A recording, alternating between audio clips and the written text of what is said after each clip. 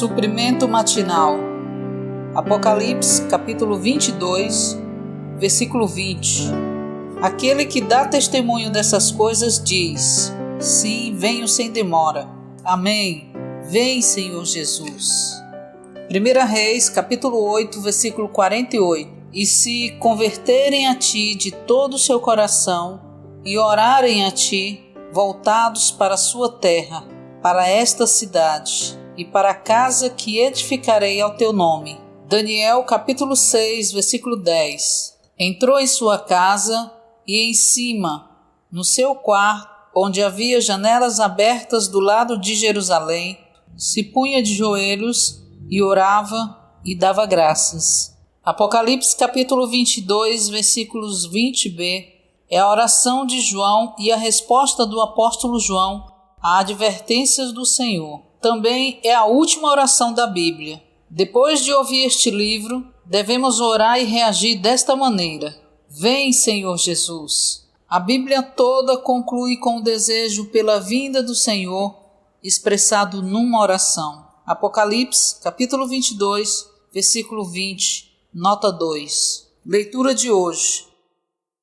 Embora Satanás, os anjos rebeldes e os demônios tenham sido julgados por Deus, eles ainda se movem e operam hoje, porque o juízo sobre eles ainda não foi executado.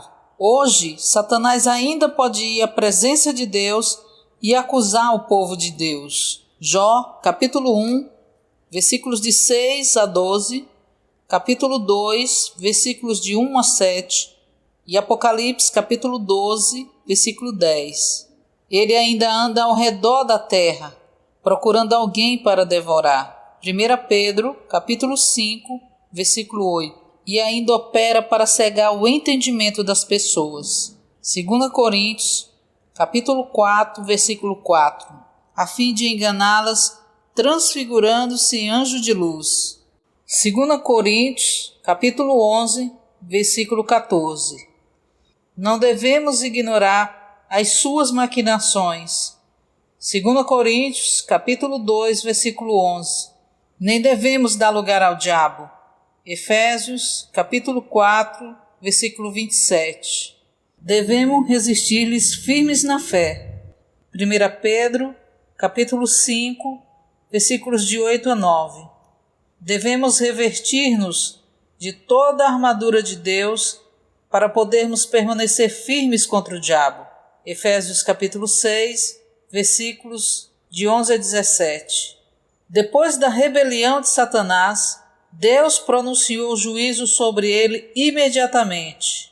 Contudo, demora muito tempo a executar o juízo de Deus. O Senhor Jesus foi manifestado na carne a fim de destruir as obras do diabo. 1 João capítulo 3, versículo 8. Isso foi a execução do juízo de Deus. O Senhor deu aos seus discípulos autoridade sobre todo o poder do inimigo. Lucas, capítulo 10, versículo 19.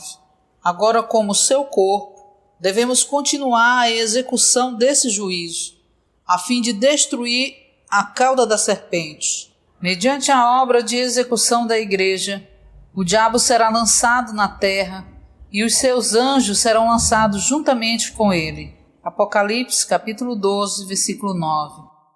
Posteriormente, ele será amarrado e lançado no abismo. Apocalipse 20, versículos de 2 a 3. Finalmente, ele será lançado para dentro do lago de fogo. Apocalipse, capítulo 20, versículo 10. Nessa ocasião, a execução do juízo de Deus sobre Satanás e os seus seguidores estará completa. O livro de Jó mostra que Deus, por meio de Satanás como um instrumento horrível, estava demolindo Jó de duas maneiras: despojando e consumindo. O despojar e o consumir de Deus foram aplicados a Jó para demolir Jó, a fim de Deus ter uma base e um caminho para reconstruí-lo consigo mesmo, para que ele se tornasse um homem-deus. Estudo Vida de Jó, páginas 34 e 35. No primeiro livro de Reis, capítulo 8, versículos de 31 a 48, são mencionadas 7 condições para Deus ouvir as orações dos seus eleitos. E na última condição são enfatizadas 3 coisas. No versículo 48, a terra santa, que tipifica Cristo como a porção atribuída por Deus aos crentes, a cidade santa, que representa o reino de Deus em Cristo, Salmos capítulo 48, versículos de 1 a 2, e o templo santo, que representa a casa de Deus, que é a igreja na terra, Efésios capítulo 2, versículo 21, 1 Timóteo capítulo 3, versículo 15. Durante o cativeiro na Babilônia, Daniel orava em direção à Terra Santa, à Cidade Santa e ao Templo Santo 3 vezes por dia, abrindo a sua janela que estava voltada para Jerusalém. Daniel, capítulo 6, versículo 10. Isso indica que Deus ouvirá a nossa oração quando a oração que fazemos for dirigida a Cristo, ao reino de Deus e à casa de Deus, como a meta na economia eterna de Deus. Isso significa que não importa por quem oramos, as nossas orações devem ser feitas tendo por alvo os interesses de Deus, ou seja, devem ser dirigidas a Cristo e à Igreja, os interesses de Deus na terra, para o cumprimento da economia de Deus. 1 Reis, capítulo 8, versículo 48, nota 1.